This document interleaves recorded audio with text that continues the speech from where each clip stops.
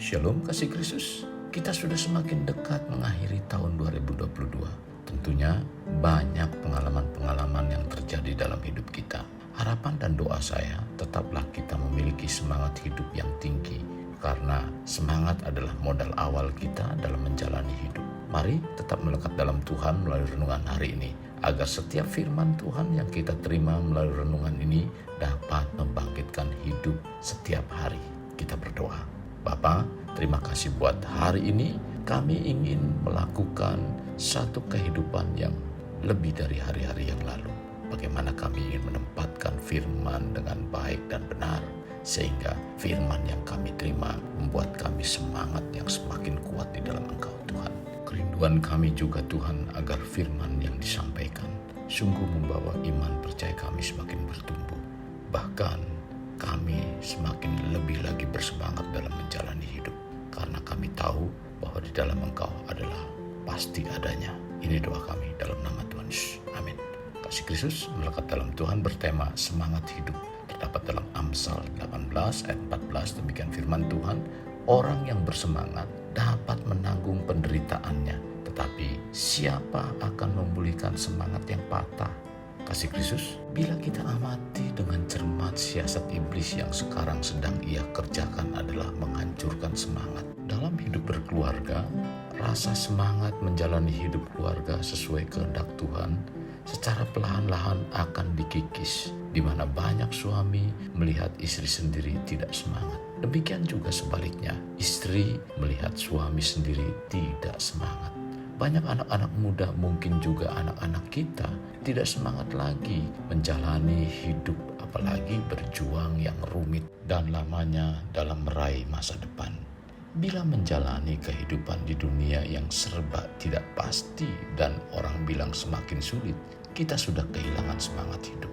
Berarti kita juga sudah kehilangan iman pada Tuhan. Dan inilah yang menjadi strategi iblis, yaitu menghilangkan iman manusia pada Tuhan dengan cara agar tidak memiliki semangat hidup. Mungkin saudara bertanya, apa hubungan antara iman dengan semangat? Hubungan iman dengan semangat hidup adalah sangat jelas. Orang yang beriman pada Tuhan adalah orang yang memiliki pengharapan, dan orang yang memiliki pengharapan adalah orang yang memiliki semangat hidup. Contoh, ada seorang yang sakit pendarahan selama 12 tahun dan ia sudah pergi ke berbagai tempat tetapi tidak kunjung sembuh. Setelah mendengar berita atau kabar bahwa Yesus sanggup menyembuhkan segala macam penyakit, muncullah semangat dalam hidupnya, dan dari semangat inilah perempuan yang sakit pendarahan ini berjuang untuk dapat bertemu dengan Yesus, sampai akhirnya timbul iman. Dan ia mengatakan, asal ku jamah ujung jubahnya, aku akan sembuh. Tercatat dalam Matius 9 ayat 20 sampai dengan 22.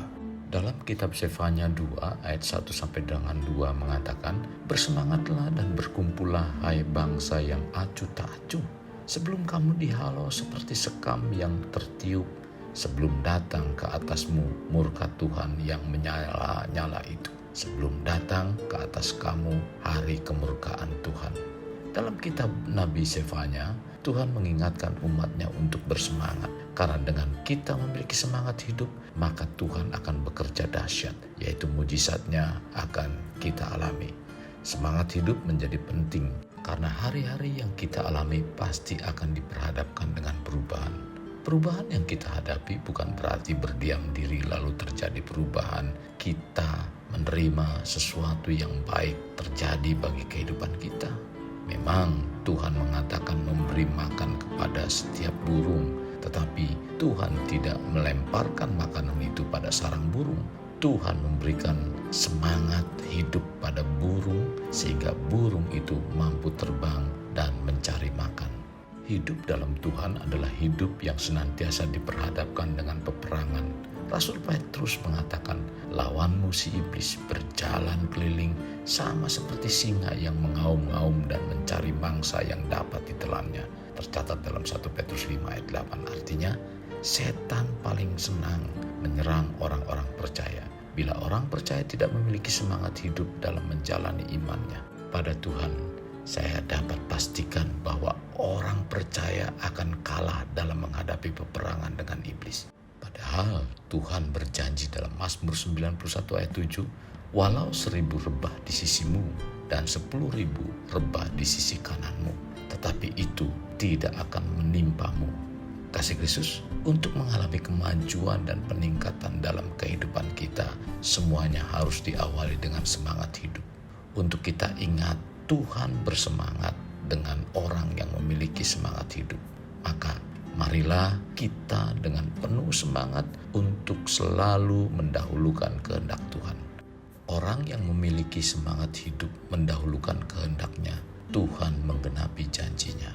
Matius 6 ayat 33 mengatakan, tetapi carilah dahulu kerajaan Allah dan kebenarannya, maka semuanya itu ditambahkan kepadamu. Kekasih Kristus, jadikan hidup kita untuk lebih bermakna, membangun pribadi bermakna, dimulai dari pribadi kita. Kita berdoa, Tuhan terima kasih buat hari ini Tuhan. Engkau mengingatkan kepada kami agar kami tetap memiliki semangat hidup yang tinggi. Apapun yang kami alami dan apapun yang Tuhan perintahkan untuk kami lakukan, biarlah kami tetap semangat. Sekalipun berat, kami percaya Tuhan akan memberikan pertolongan, perlindungan, penyertaan. Dimampukan kami untuk menjalani semuanya itu. Sehingga janji-Mu adalah janji ya dan amin. Dan memberikan satu kemenangan. Bahkan hidup kami yang senantiasa dapat mempermuliakan nama-Mu Tuhan. Ini doa kami. Dalam nama Tuhan sekalian berdoa. Amin. Kasih Kristus, mari kita akhiri dengan mengedahkan kedua tangan kita. Terimalah anugerah berkat dari Allah Bapa, kasih sayang daripada Yesus Kristus, dan persekutuan dengan Roh Kudus yang mencurahkan berkat secara rohani, berkat secara jasmani, dan berkat secara ekonomi, di mana berkat Abraham, berkat Ishak, berkat Yakub dicurahkan dan dilimpahkan dari saat sekarang sampai Maranatha tiba, dalam nama Tuhan Yesus. Amin. Sampai jumpa di renungan berikutnya. Tuhan Yesus memberkati. Jangan lupa like, share, dan subscribe.